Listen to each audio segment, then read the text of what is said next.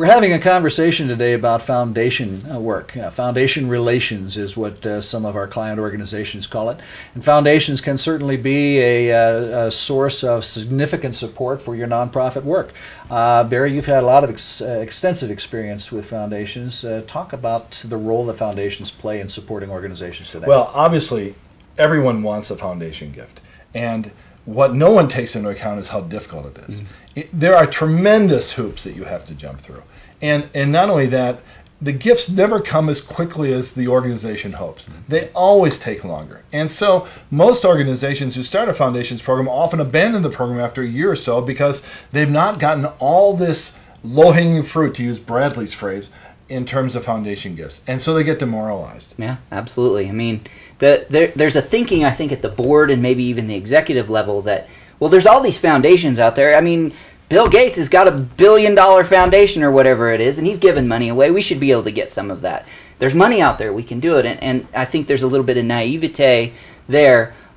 There's a process and a system that you need to go through with foundations, and it's proposals, and it's research, and it's relationships that bring in those gifts. And I think people just don't realize that there's all that work. I think they forget the relationship part often, Bradley. Yeah. They assume that the people in the foundation are not accessible and that waste their time to make calls and that there are no relationships. And then finally, they assume that anybody can write a proposal. Right. And they can write it quickly. Right. Isn't it true that one of the serious problems that we have seen, certainly with our clients, and a lot of other organizations, they tend to treat foundations as a direct mail strategy. Right. Yes. So they create a proposal and start sending it out to foundation after foundation after foundation.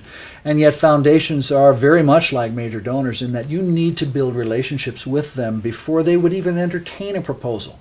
It's very important that you understand there is a process involved in foundation grantsmanship, if you will. You need to understand the individual foundation. You need to understand its guidelines for grants. You need to understand their process. You need to understand their timing. There's a great deal of administrative work here in preparing a foundation strategy. Absolutely. There's a lot of work. And not only that, we get disappointed that these foundations don't give the amount that we asked for, they don't give in the time frame that we asked for, and we forget that foundations have to have a certain set of benefits that they also accrue by giving to your organization. They don't just give because the tax laws require them to give. There are other reasons for giving. Right. The other thing that I would say too is that when I get a rejection letter from a foundation, that's the beginning of the dance for me, because that gives me an opportunity to pick up the phone, call that foundation director and say, hey, I got your rejection letter, or the thank you but no thank you letter, whatever it is, and I just wanted to call and just say, thanks for getting back to me. We're going to come back next year. Do you have any advice for me about what we should change? And you'll be surprised at what they'll tell you. They'll tell you straight up, we just don't fund that kind of an organization. We don't fund those kind of projects. But it begins, we talk about relationships. That's where the relationship starts, is when you get that rejection letter, if you don't know them, you know? That's right. So. That's right.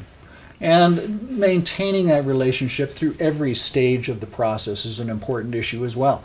What I tell my clients is that even your initial query letter is the beginning of relationship. And you cannot run a foundation strategy from your office. It does require you to get out, to go and meet people, to talk with people, to make presentations, to be able to get to know them and them to get to know you. And that's harder and harder and harder to do. There's more foundations in the United States today than there have ever been at any point in history. And yet it's a very difficult process to break into.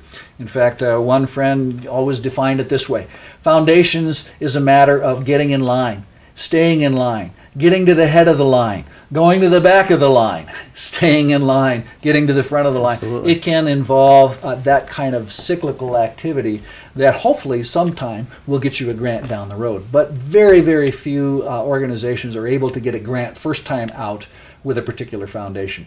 Yeah, and I just want to encourage you to have a foundation strategy, to not be intimidated by this, but to get into the resources that we have, learn about the strategy, learn how to research foundations, think through how to talk through foundations, think through how to write proposals That's right. that are going to get opened and read and inspire people to give, and then think through the follow-up process and the relationship process and the visits, so that you can go to your board and your executives and you can put in front of them, this is what we're doing with foundations this year. This is how much money I think we could realistically expect to raise. But if we do this for 3 or 4 or 5 years, we could probably expect to raise this much if we really work at it as a team. We've got some people on Fundraising Success Team that have had immense success in foundation grantsmanship. And again, I would encourage you to visit the site, look at some of those materials that we have. Some of them will help you to create winning proposals. Some of them will help you to create the administrative systems that you need to have in order to have a successful foundations program. Thank you for joining us for this conversation.